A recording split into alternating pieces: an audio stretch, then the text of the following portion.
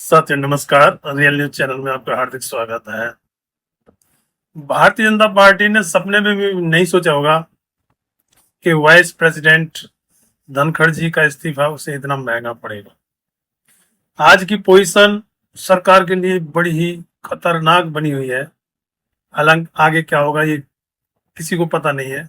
लेकिन अब उपराष्ट्रपति चुनाव का ऐलान हो चुका है, जिसमें 21 अगस्त तक नॉमिनेशन किए जाएंगे और 25 अगस्त तक अपना नाम वापस लिया जा सकता है और उसके बाद में 9 सितंबर को उपराष्ट्रपति पद के लिए चुनाव होगा या वोटिंग डाली जाएगी। अब इसके लिए सरकार चिंता में है, क्योंकि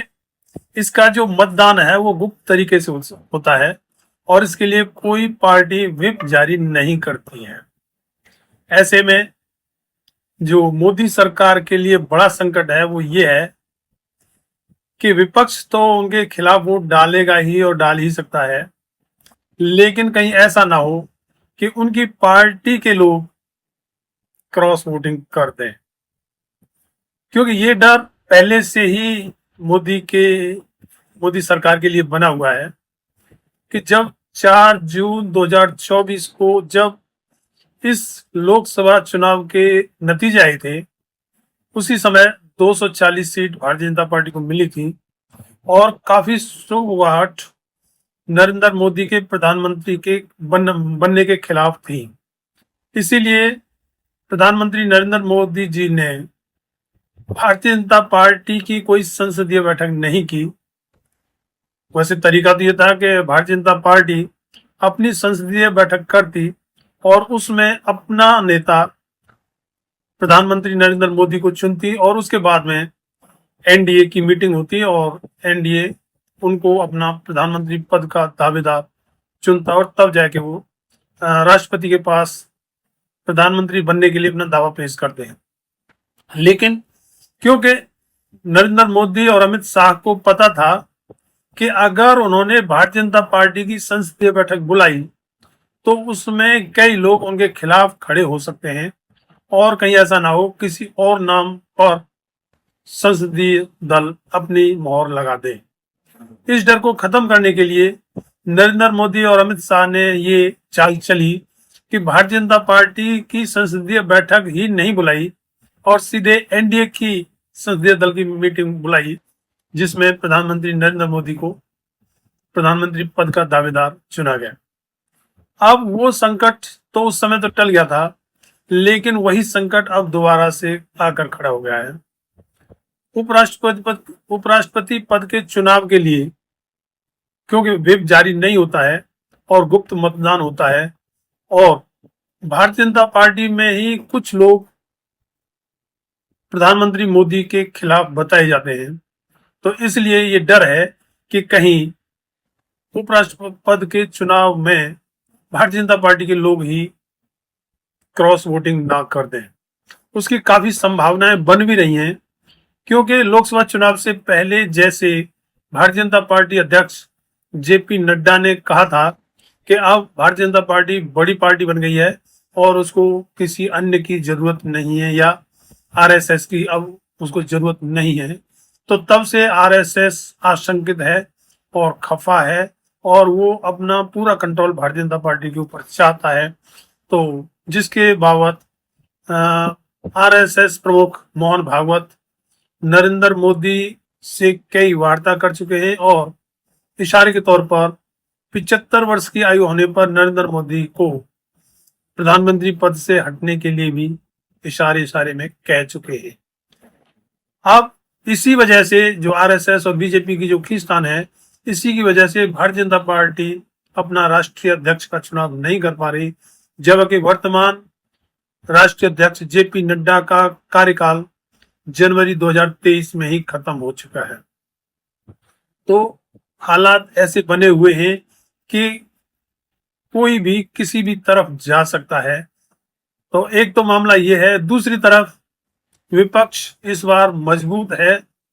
और विपक्ष के नेता राहुल गांधी ने 7 अगस्त को अपने घर पर एक डिनर का प्रोग्राम किया है। हालांकि कहने को तो डिनर है, लेकिन वो सभी विपक्षी पार्टियों को मीटिंग के लिए बुला रहे हैं और कई मुद्दे जो देश के चल रहे हैं, बिहार का SIR या वाइस प्रेसिडेंट का चुनाव या पहलगाम, और उसके बाद में ऑपरेशन सिंदूर और उसका सीज फायर, और जिसमें बार बार ट्रंप के बयान आ रहे हैं, उन सभी मुद्दों पर डिस्कस करने के लिए राहुल गांधी ने अपने घर पर विपक्ष की मीटिंग बुलाई है। उससे भी भारतीय जनता पार्टी काफी आशंकित है। अच्छा, ऐसे में भारतीय जनता पार्टी वैसे विपक्ष से मदद मांग रही है। हालांकि विपक्ष को मोदी सरकार ने कभी कुछ माना नहीं, और खासकर प्रधानमंत्री नरेंद्र मोदी ने तो विपक्ष और विपक्ष के नेता को कभी कुछ नहीं माना। जैसे ये पहलगाम हमले के बाद में ऑल मीटिंग पार्टी बुलाई थी, तो उसमें प्रधानमंत्री मोदी जी नहीं आए थे। उसके बाद में ऑपरेशन सिंदूर के समय भी ऑल पार्टी मीटिंग बुलाई गई, लेकिन उसमें भी प्रधानमंत्री नरेंद्र मोदी जी नहीं आए थे, जबकि देश का ये बहुत बड़ा मसला था जिसमें प्रधानमंत्री जी को आना चाहिए था, लेकिन वो नहीं आए थे। इसका मतलब साफ था कि वो विपक्ष को भाव नहीं देते। लेकिन फिलहाल कई मंत्रियों की कमेटी बनाई गई है जो विपक्ष से बात करेंगे कि उपराष्ट्रपति चुनाव में वो अपना कैंडिडेट ना खड़ा करें और भारतीय जनता पार्टी के कैंडिडेट को ही सर्वसम्मति से चुने। लेकिन आगे होगा क्या, ये विपक्ष की अपनी नीति पर निर्धारित होगा कि वो क्या चाहते हैं। ऐसे में जो ट्रंप बार बार बयान देते रहे हैं कि उन्होंने पाकिस्तान और भारत को ट्रेड का हवाला देते हुए धमकाया और सीज फायर कराया, और उसको बार बार और हर मंच पर बोलते हैं, अब तक 29-30 बार उसको रिपीट कर चुके हैं, लेकिन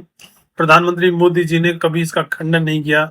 या कभी इस पर कोई बयान नहीं दिया, जिससे भी देश में ऐसा माहौल बना हुआ है कि कम से कम प्रधानमंत्री को इसके बारे में बोलना तो चाहिए। जबकि हमारी नीति या हमारे देश की नीति रही है कि हमारा और पाकिस्तान के साथ में जो भी मसला होगा उसको हम आपस में सुलझाएंगे और किसी तीसरी शक्ति को उसमें शामिल होने की अनुमति नहीं देंगे। लेकिन इस बार ऑपरेशन सिंदूर के समय जो अमेरिका के राष्ट्रपति ट्रंप ये दावा कर रहे हैं, ये हमारी नीति के खिलाफ है। हालांकि फिलहाल जो सरकार के हालात बने हैं ये वैसे ही नहीं बने हैं। जिस तरीके से ट्रंप के साथ में मोदी जी का रिश्ता माय फ्रेंड का बनाया गया और उसको इतना प्रचारित किया गया कि मोदी जी वर्ल्ड लेवल के विश्व गुरु, जिनका शक्तिशाली देश का राष्ट्रपति भी दोस्त है, इस तरीके से उसको प्रचारित किया गया था, जिसकी वजह से अब ये दिक्कत आ रही है। जैसे ही इस बार, हालांकि पिछली बार जब ट्रंप राष्ट्रपति बने थे तो तब तो उनके चुनाव प्रचार में प्रधानमंत्री नरेंद्र मोदी जी भी गए थे और वहां एक सभा में अब की बार ट्रंप सरकार कहा था, जो कि नहीं होना चाहिए था। हमारे देश की नीति नहीं है या किसी भी देश के राष्ट्राध्यक्ष की ये नीति नहीं होती है कि वो दूसरे देश में जाकर इस तरीके से प्रचार प्रसार करें, लेकिन नैतिकता का मोदी जी कम ही ध्यान रखते हैं, इसलिए उन्होंने वो किया। उसके बाद में अगला चुनाव जिसमें राष्ट्रपति ट्रंप बने हैं, इस चुनाव में मोदी जी को शायद ये उम्मीद नहीं थी, क्योंकि कमला हैरिस अच्छी बड़ी प्रतिद्वंदी थी और उन्हीं के जीतने की संभावना थी। शायद यही सोचकर राष्ट्रपति ट्रंप के यह कहने के बावजूद भी कि भारत के प्रधानमंत्री नरेंद्र मोदी अमेरिका आ रहे हैं और उनकी मुलाकात मेरे से होगी, इसके बावजूद भी प्रधानमंत्री नरेंद्र मोदी जी उस समय राष्ट्रपति पद के उम्मीदवार डोनाल्ड ट्रंप से नहीं मिले थे, तो शायद ये भी वजह हो सकती है। दूसरी एक वजह ये भी आई थी कि जब डोनाल्ड ट्रंप से पहले जो राष्ट्रपति थे जो बाइडेन,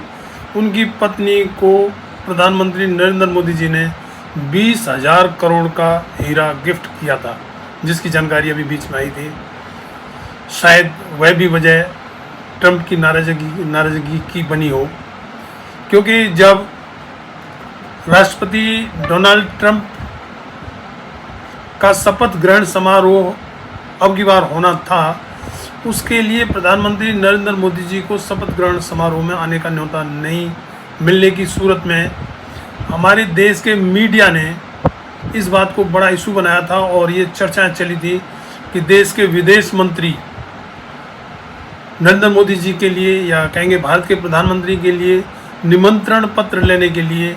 करीब एक हफ्ते अमेरिका में रहे थे, लेकिन फिर भी नहीं मिला था। अब ये वजह इतनी चर्चा चली कि जो नहीं होनी चाहिए थी, क्योंकि मीडिया ने पहले से प्रधानमंत्री नरेंद्र मोदी जी को डोनाल्ड ट्रंप का खास दोस्त बताया था। तो इस वजह से डोनाल्ड ट्रंप के शपथ ग्रहण समारोह में नरेंद्र मोदी जी का जाना जरूरी था, लेकिन डोनाल्ड ट्रंप तो कुछ और ही सोचे हुए बैठे थे, जिसकी वजह से उन्होंने शपथ ग्रहण समारोह के लिए प्रधानमंत्री नरेंद्र मोदी जी को निमंत्रण नहीं भेजा था। हालांकि उन्होंने चीन के राष्ट्रपति को निमंत्रण पत्र भेजा था, जबकि चीन के राष्ट्रपति ने शपथ ग्रहण समारोह में जाने से इनकार कर दिया था। तो ये बातें भारत के मीडिया द्वारा खुद ही बनाई गई हैं, जिसकी वजह से दिक्कतें आ रही हैं। अभी भी जो हालात बने हुए हैं उनके लिए भी प्रधानमंत्री खुद या उनकी टीम या उनका मीडिया या उनका एक और जो सोशल मीडिया नेटवर्क उनका अपना पर्सनल जो बना हुआ है, वो जिस तरीके से प्रचारित करता है, उसने ऐसे हालात बना दिए हैं। और उसमें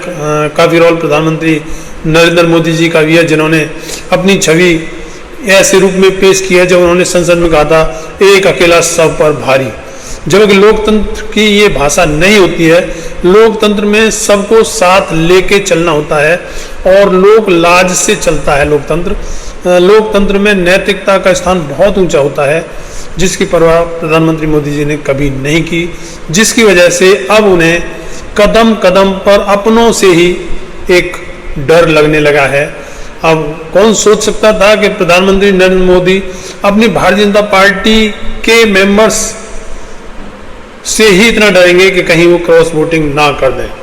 इसके हालात तो उन्होंने खुद ही बनाए हैं, नहीं तो सभी को साथ लेके चले तो भारत का प्रधानमंत्री बहुत ताकतवर होता है और नैतिक तौर पर काफ़ी ऊंचा नैतिक माना जाता है। प्रधानमंत्री के मुख से निकला हुआ एक एक शब्द जनता के लिए कानून होता है और बड़ा ही महत्वपूर्ण होता है, लेकिन प्रधानमंत्री मोदी जी ने अपनी छवि ऐसी बना ली है कि वो कई बार कितने झूठ बोलते हुए पकड़े जाते हैं, लेकिन फिर भी वो बोलते जाते हैं। कभी मंदिर मस्जिद पर, कब्रिस्तान शमशान पर,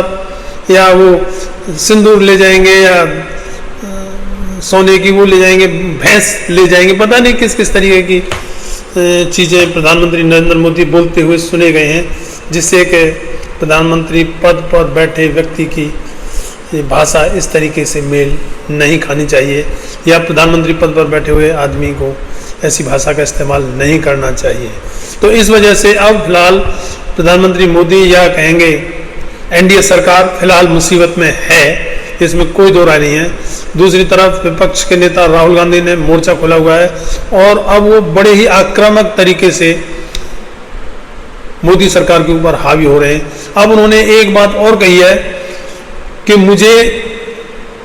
इस सरकार ने एक बड़े मंत्री को मुझे धमकाने के लिए भेजा था, जिसमें उन्होंने मरहूम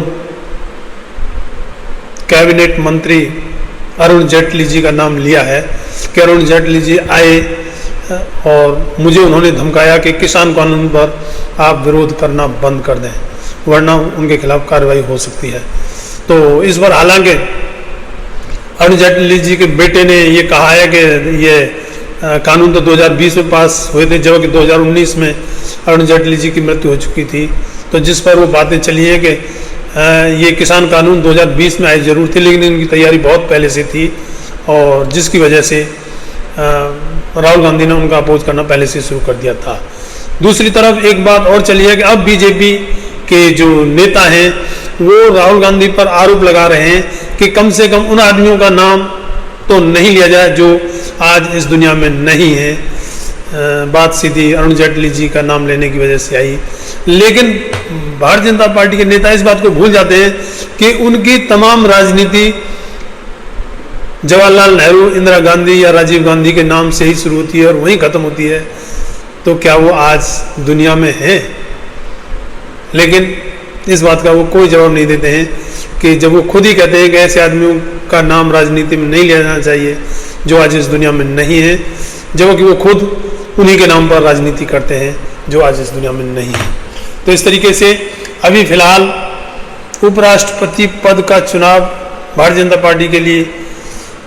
बड़ी मुसीबत ला सकता है। उससे पहले अभी राहुल गांधी ने जो 5 अगस्त को कर्नाटक में एक प्रेस कॉन्फ्रेंस करने के लिए कहा है और उसमें उन्होंने कहा है कि उन्होंने अपने तौर पर लोकसभा चुनाव में की गई हेराफेरी के बारे में जांच करवाई है और उनके पास 100% ऐसे सबूत हैं कि जब वो उनका खुलासा करेंगे तो ऐसे समझो जैसे एटम बम फटेगा और उसमें भारत का चुनाव आयोग कहीं दिखाई नहीं देगा। तो इस तरीके की बातें भी आ रही हैं। और इसके अलावा बिहार में स्पेशल इंटेंसिव रिवीजन के ऊपर तो शोर मचा हुआ ही है। वहाँ बता रहे हैं कि मृतकों के नाम भी वोटर लिस्ट में हैं और मृतक भी वो बीजेपी नेताओं के रिश्तेदार हैं। दूसरे जो आदमी खुद अपना फॉर्म जमा कर रहे हैं उनके नाम भी काटे जा रहे हैं या और कई तरह की गड़बड़ियाँ उसमें सामने आ रही हैं। हालांकि उसके लिए सुप्रीम कोर्ट में भी 11-12 अगस्त की तारीख निर्धारित हो रखी है, तब भी सुनवाई होगी। लेकिन देश में माहौल ऐसा बना हुआ है कि कोई भी किसी की बात पर विश्वास करने को राजी नहीं है और ये जनता सब देख रही है। इन सारी बातों के बहाने ही लोकतंत्र मजबूत हो रहा है। हालांकि घपले खूब हो रहे हैं लेकिन फिर भी लोकतंत्र मजबूत हो रहा है, क्योंकि जितने घपले, जितने घोटाले और जितने बातें चल रही हैं उनसे कम से कम देश की जनता में जागरण चल रहा है और जनता उन बातों पर ध्यान दे रही है। इस वीडियो में इतना ही। चैनल को सब्सक्राइब, वीडियो को लाइक, शेयर और कमेंट में अपनी राय जरूर दें कि क्या देश के उपराष्ट्रपति पद का चुनाव भारतीय जनता पार्टी के लिए एक नई समस्या अगर खड़ी हो गई है। धन्यवाद। जय भीम, जय भारत।